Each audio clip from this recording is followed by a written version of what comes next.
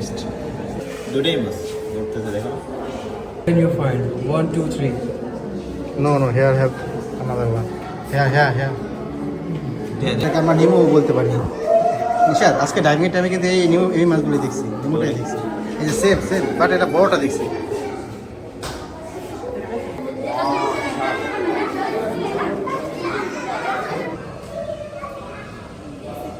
আজ সারাদিন অনেক ঘোরাঘুরির পর রাতের সময় আমরা আসলাম জেদ্দা শহরে অবস্থিত ফাঁকি অ্যাকোয়ারিয়ামটি ভিজিট করার জন্য।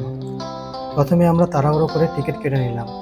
টিকিট মূল্য ছিল জনপ্রতি 65 রিয়াল করে, যা বাংলা টাকায় অলমোস্ট 2000 টাকার সমান। তারপর আমরা আর দেরি না করে প্রথমবারের মতো অ্যাকোয়ারিয়ামে প্রবেশ করলাম।